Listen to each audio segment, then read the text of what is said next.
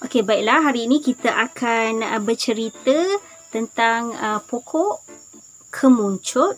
Kalau adik kita yang pelik-pelik tu panggil tuncut. Mak, tuncut habis luar kan, dia kata kan. Okey, nama saintifik dia ni adalah Chrysopogon aciculatus rex. Kemuncut ni sendiri dia banyak kelompok lah, lalang dan sebagainya tu, adik-beradik, sepupu, sepapat, saudara mara jauh 2 pupu, 3 pupu dia lah kan. Kemuncut ni kalau kita imbau balik zaman-zaman sekolah kita dulu, pergi padang sekolah untuk pendidikan jasmani kan. Kalau misalnya kata pakcik-pakcik cleaner ataupun makcik-makcik cleaner, dia belum sempat nak mesin rumput ataupun belum masa lagi kan. Bukannya hari-hari orang mesin rumput kan. Kadang sedar tak sedar dia pun melekat kat seluar kita kan. Lepas tu kalau kita jenis yang malas, balik rumah tu pun minta tolong mak kita ataupun kakak kita kan. Lepas tu tambahlah sikit dengan bebelan kan, ngomel-ngomel mak kita tu. Dia guna pisau, ambil pisau dapur tu, pisau potong sayur tu, lurut seluar tu kan. Itu biasalah.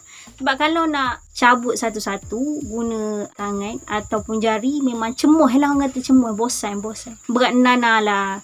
Sampai ke esok lah tak siap kan. Kalau kita banyak seluar tak apa kan, ganti-ganti, bersilih ganti gitu kan. Okay. Jadi kemuncut ni juga adalah makhluk Tuhan. Kalau kita tengok dari sisi yang lain, kemuncut ni dia adalah satu makhluk yang sangat kerdil lah. Dia sejenis adik-beradik daripada lalang kan. Kalau kita selalu dengar ada orang yang macam lalang kan. Kalau kita tengok lalang, dia tiup ke kiri, dia ke kiri, dia ke kanan. Yang bagusnya, orang yang macam lalang ni, dia berserah pada Allah Subhanahu Wa Taala. Dari sisi yang lain, orang akan lihat, kau ni kenapa jadi macam lalang? Cuba macam ada pendirian sikit. Pada saya biar je lah dia lalang ke, dia nak jadi kemuncut ke, dia nak jadi pokok kelapa ke, tak. Yang penting sekali, kita balik kepada agama kita, fitrah kita biarkan ataupun kita selalu mengharapkan pertolongan daripada Allah Subhanahu Wa Taala. Untuk saya biar je lah dia individu tu nak jadi lalang atau apa, yang penting kita izinkan Allah untuk membantu kita. Ada orang dia terlalu berdikari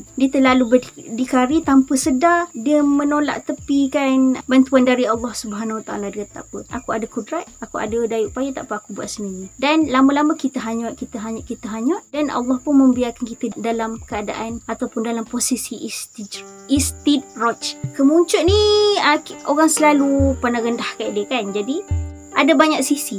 Macam kita pun naik kereta, ada sisi kanan, ada sisi kiri, ada side mirror kanan, side mirror kiri, ada cermin belakang, kan macam gitu. Jadi setiap makhluk di dunia ni ada sisi dia. Cuma kalau kita pandai cari, kita jumpa dan kita boleh belajar dari sesuatu. Ingatlah bahawa ilmu Allah tu luas. Seluas-luas permukaan bumi ni banyak sangat ilmu Allah. Kita boleh belajar daripada kemuncut, kita boleh belajar daripada lalang dan sebagainya. Okay. Akhir kata daripada saya, minta maaf kalau bersepah-sepah percakapan. Bye.